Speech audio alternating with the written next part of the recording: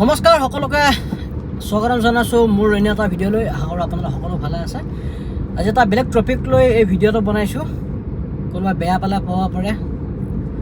কথাটো হৈছে যোৱাকালি যি পাণবজাৰ যিজন জমেট'ৰ ডেলিভাৰী যিটো কটন কলেজৰ ষ্টুডেণ্ট হয়, তাক পাণবজাৰ হৈছে বেয়াকৈ মাৰা দেখা পালোঁ। বেয়াকৈ মানে বহুত বেয়াকৈ মাৰিছে, এবাৰ ভাবুকিও দিছে মাৰি পেলাম বুলি। এটা কথা কওঁ যে আমাৰ অসমত অসমীয়াৰ একেবাৰে একতা নাই। এক নম্বৰ কথা, কোনো এটা অসমীয়াক ছাপোৰ্ট নকৰে।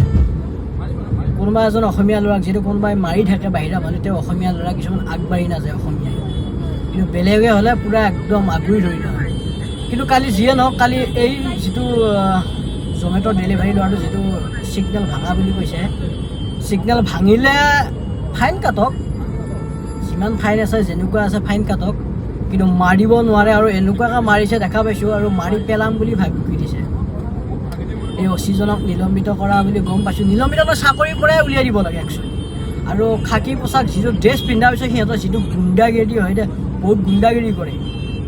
আৰু আজিকালিতো কেমেৰাটো লৈ ঘূৰিয়ে থাকে, আজিকালি সৰু সুৰা হুংকাৰ এটা কেমেৰা লৈ ঘূৰি থাকে, মানে অকণমান চান্স পালে ফটো মাৰিলে বাৰে ফাইন কাটক। ট্ৰেফিক উলংঘা কৰিলে ফাইন কাটক, সেইটো ক'ব লগা একো নাই। কিন্তু কালি যিটো ল'ৰাক মাৰিলে একচুৱেলি বহুত বেয়া কথা হৈছে। আৰু আজিকালি পুলিচক একদম মানে ৰাইজে বহুত বেয়া পোৱা হৈছে কিছুমান কথাৰ কাৰণে। এজন দুজনৰ কাৰণে গোটেই পুলিচটো বদনাম হৈ আছে। সেইকাৰণে আশা কৰোঁ হিমন্ত বিশ্ব শৰ্মা ডাঙৰীয়াই এইবিলাক ভালকৈ তদন্ত কৰক।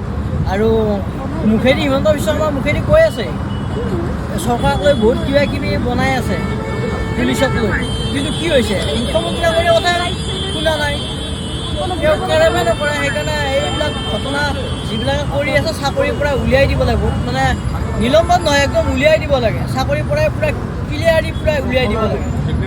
এইবিলাক ঘটনা জানো হ'ব নালাগে, কাৰণ একদম দুখীয়া পাব্লিকবিলাককহে তাৰমানে পুলিচে শাসন কৰিব পাৰে, কিন্তু ধনী মানুহক নোৱাৰে। কাৰণ কিয় নোৱাৰে? এই মালটো দিয়ে, কাৰণ যোনে মাল নিদিয়ে, মাল নাপায়, সিহঁতক মাৰধৰ কৰে। এই গুণ্ডাগিৰিবিলাক আমি টিভিত দেখা পাই আছিলোঁ, চিনেমাত দেখা পাই আছিলোঁ, এতিয়া মানে ডাইৰেক্ট হৈ আছে। আৰু এইবিলাক নতুন ল'ৰা গুণ্ডাগিৰি কৰি পেলাই খাই আছিলে আগত, চাকৰি পোৱাৰ পিছত সেই স্বভাৱটোতো এৰিব নোৱাৰে, কাৰণ কুকুৰৰ নেজ বেকাই কেতিয়াও চিধা নহয়।